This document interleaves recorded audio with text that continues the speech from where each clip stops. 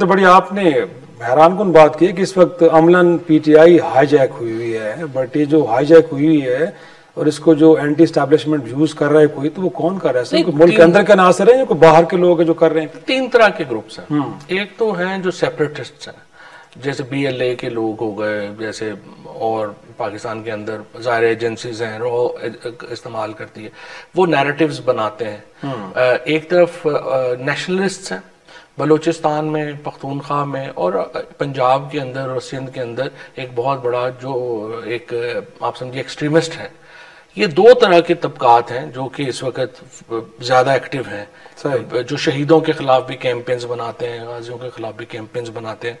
दूसरा तबका है 1 लाख से ज्यादा छापा पड़ा है पंजाब में। सही, आप देखिए 60-70 लाख बंदा तो आपने डायरेक्ट अपने खिलाफ कर लिया, और उसके बाद वो लोग हैं जो कि फिर अपने साथ होने वाली ज्यादती का गुस्सा उसका बदला लेते हैं। सही। और तीसरा तबका है जो सिर्फ पैसे बना रहा है, यूट्यूबर्स हो गए बहुत सारे, ये जो आदिल राजा वगैरह टाइप लोग हो गए जिनका पीटीआई से तो कोई ताल्लुक नहीं है, लेकिन वो नाम बेच रहे हैं, पॉपुलर नैरेटिव को बेच रहे हैं, पॉपुलर नैरेटिव को बेच रहे हैं, पैसे बना रहे हैं, उनका गुजारा चल रहा है। ये और चौथा फिर एस्टैब्लिशमेंट की और हुकूमत की इनकॉम्पिटेंस, क्योंकि वो अपना कोई नैरेटिव बना ही नहीं पाए और उनके जो लोग हैं उनको पता ही नहीं। आप देखिए बिलियंस ऑफ, आपसे ज्यादा कोई नहीं जानता, बिलियंस ऑफ रुपीज इन्होंने जाया किए हैं ऐसे अपने अहमकाना डिजिटल प्लेटफॉर्म्स बना के, यूट्यूबर्स में बांट के, और ये जो पीटीवी एंकर सारा आपके सामने है जो इतना चीजें मैनेज नहीं हो पा रही, कंटेंट है नहीं भाई। आपकी जो सॉफ्टवेयर होगा तो कोई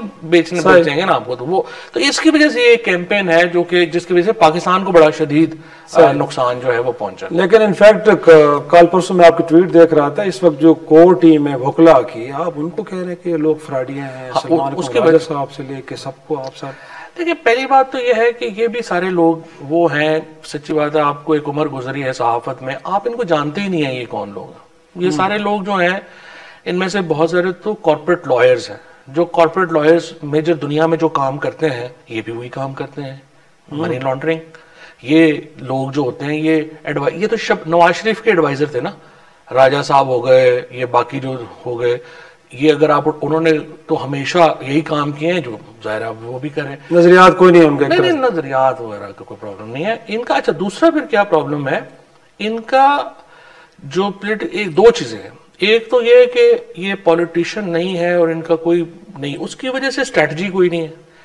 अब आप देखें ना पीटीआई में इस वक्त जो अच्छा फिर लगाया इनको खान साहब नहीं है। देखिए मैं यही सवाल करने जा रहा था कि टीम तो उन्होंने खुद सेलेक्ट की है, तो वो तो मेरे ख्याल में विजडम वाले आदमी है, विजन वाले आदमी, उनको नहीं पता कि डिलीवर नहीं कर पा रहे या उनके अपने कुछ इंटरेस्ट उनको लेकर बढ़ रहे हैं आगे। उसमें प्रॉब्लम ही हो जाता है। पहली बात तो मैंने जैसे आपको कहा कि हम लोगों को इमरान खान ने तो नहीं ना निकाला, हमें तो एस्टैब्लिशमेंट ने ठुड्डे मुक्के मार के जेलों में डाल के तशद्दुद करके बर्बरियत करके फारिग किया। लेकिन वापस लाने का फैसला तो वो कर सकते हैं, वापस लाने का फैसला वो कर सकते हैं, लेकिन वापस लाने का फैसला वो इसलिए नहीं कर पा रहे कि उन्होंने इस वक्त क्या किया हुआ है उनका, मेरा ख्याल है, I can be totally wrong on that, कि वो समझते हैं कि जो रेजिस्टेंस का एक नैरेटिव है जो पीटीआई का, ये वापस लाएंगे तो कहीं वो तो नहीं इफेक्ट हो जाएगा।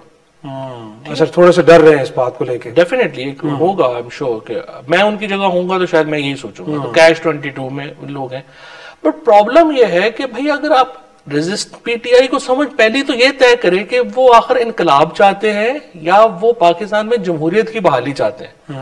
देखिए ना, इनकलाब अगर आप लाना चाहते हैं तो फिर आप असेंबली में क्यों बैठे हुए हैं? फिर आपके सामने जुडिशरी कैप्चर हो चुकी है, आप कह रहे हैं कि नहीं जी हमने जजों के सामने जो है वो केस भी लड़ने हैं, आप से मुज़ाकरात भी करने हैं। अच्छा, मेरी अपनी राय में हमें जमहूरी सेटअप बहाल करना चाहिए, और मेरे ख्याल में एस्टैब्लिशमेंट भी मुल्कों के लिए और कौमों के लिए एक बहुत अहम इदारा है, और आप उसको जो है ये नहीं कह सकते कि उसके बगैर ही हमने चलना है।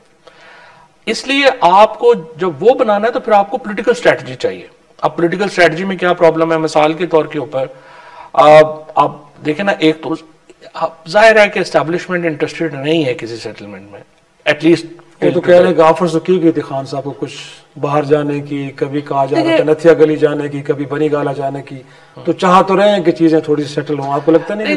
लेकिन अपना शराज साहब आप एग्री करेंगे, इमरान खान के जितना मैं खान साहब को जानता हूँ और जो मैंने उनकी ट्रांसफॉर्मेशन देखी है, सच्ची बात यह है कि वो बड़े दलेर आदमी है, और सच्ची बात यह है कि उनको जेल वगैरह जो है वो नहीं डरा सकेगी। जो 2 साल उनको नहीं डरा सकेगी, वो आगे भी नहीं डरा सकेंगे, क्योंकि उनका जो बिलीफ है ना, आइडिया जो होता है ना, बिलीफ आइडिया, वो बड़ा स्ट्रांग आइडिया होता है। तो मुझे पता है, चूंकि मैं 2015 से ऑलमोस्ट दिन रात उनके साथ हूँ, मुझे पता है कि वो एक बड़ा ईमान वाला शख्स है। और ये जो बातें करते हैं, ये घड़ी कर लिया, वो कर दिया, इमरान खान का इनसे क्या ताल्लुक? जितने भी लोग, आप भी उनको, लेकिन वो तो कोई बाय नहीं कर रहे, लेकिन अब क्योंकि लास्ट मिनट रहेगा तो मैं ये जानना चाहूंगा कि आप इस क़यादत पे भी शक का इजहार कर रहे हैं, पता नहीं आपकी इतलात हैं या इन्फॉर्मेशन है, तो खान साहब को क्या स्ट्रेटेजी अपनानी चाहिए? ये लोग तो उनको बाहर नहीं ला सकते, बाहर भी उन्होंने आना है, पॉलिटिकल टेम्परेचर को भी नीचे लेके आना है, तो वे फॉरवर्ड तो बताएं। आपके सामने 1 साल से इमरान खान से तो एक ही मुज़ाकरात होने हैं, वो मुज़ाकरात ये होने हैं कि आपने इलेक्शन कब कराने हैं। इमरान खान कहेंगे फौरी इलेक्शन कराएं, गवर्नमेंट कहेगी नहीं ये भी 2 साल बाद करा दें, बट इलेक्शन के लिए आपने माहौल बनाना है। तो आपके ख्याल में तजवीज़ किसकी ठीक है, हुकूमत की कि 2 साल बाद हो जाए? टाइम तो अब खान साहब को भी चाहिए, बट सवाल ये है कि इमरान खान के पास जो बीच के अंदर जो टेम्परेचर है इस वक्त, जो लोग हैं वो है, मसलन 1 साल हो गया आपके सामने, मैं जेल में था तो मैंने ये कहना शुरू किया कि अलायंस बनना चाहिए, ग्रैंड अलायंस बनना चाहिए, ग्रैंड अलायंस बनना चाहिए। मौलाना साहब ने तो 26वीं तरमीम में भी थोड़ा बहुत आपको रेस्क्यू किया ना, तो क्यों नहीं हो रहा सर, बताएं। देखिए मौलाना के साथ क्यों नहीं हो पा रहा, एक तो जाहिर है कि मौलाना के को अलायंस पे लाने के लिए आपको पॉलिटिकल लोग चाहिए, इनको तो वो जानते ही नहीं है कौन है। फिर मसलन देखें आपने मौलाना के साथ क्या किया, अगर मौलाना हुकूमत में शामिल होना चाहें तो क्या वो कल नहीं शामिल हो सकते? लेकिन वो नहीं हो रहे, इसका मतलब है वो अपोजिशन में रहना चाह रहे हैं। अब आपने 26वीं आईनी तरमीम के ऊपर पहले कॉन्स्टिट्यूशन बेंच का आइडिया किसने दिया मौलाना को? पीटीआई ने दिया, सलमान अकरम राजा ने दिया जाके। जब उसके बाद आपने कहा जी हम वोट नहीं कर सकते, आपने मौलाना को उस वक्त डिच कर दिया, आप मुज़ाकरात में एंड तक रहते। अच्छा, उसके बाद 26वीं आईनी तरमीम पे आपने वोट नहीं दिया, कमेटी में जाके आप सारे बैठ गए फिर, और आपने मौलाना को नहीं पूछा। उसके बाद जब आपने मौलाना को कहा कि हम नून लीग और पीपल्स पार्टी से मुज़ाकरात हरगिज नहीं करेंगे, वो आप टीवी ऑन करते हैं, पता चलता है जी पीटीआई उनके साथ मुज़ाकरात कर रही है, मौलाना अचकज़ई को फिर किसी ने नहीं पूछा। तो इसका मतलब एतमाद का फुकदान है बहुत बड़ा एक तरह से। यही तीसरी, फिर आप देखिए चीफ जस्टिस ने लेटर लिखा अपोजिशन को कि मुलाकात के लिए आए, और आपने फिर मौलाना को अचकज़ई को नहीं पूछा। तो मुझे आप बताएं, आज मौलाना की और इमरान खान की मुलाकात हो, अगले दिन जो है आप क्या कहेंगे कि पीटीआई जो है वो मौलाना, अगर आप मौलाना हो तो आप क्या सोचेंगे? देखिए ना, ये अलायंस नहीं इस तरह से हो सकता। और जिस कदर इमेच्योर लोग जो है वो खान साहब ने इस पे ऊपर मौजूदा, मैं खान साहब को भी कहा सर उन इमेच्योर लोगों के जरिए पैगाम भेजा है। सलमान को राजा साहब कल फरमा रहे थे कि मुझे पैगाम दिया कि जाके मौलाना साहब, आप अंदाजा लगा लें कितनी इमेच्योर बात है। और खान साहब को मैंने ये कहा है कि आप, हम एक बुजदार को रोते थे, आपने दर्जन बुजदार हम पे मुसल्लत कर दिए, और इस लीडरशिप के होते हुए पहले 600 दिन भी अब हो गए आपको जेल में, और इनके होते हुए बाहर निकलना ही नामुमकिन है। अब फैसला खान साहब करेंगे। लास्ट वीक आपको सुन भी रहे हैं कि नहीं सुन रहे? वो नहीं सुनते हैं, एग्री भी करते हैं, लेकिन जब तक वो असर ना आए उसका क्या फायदा।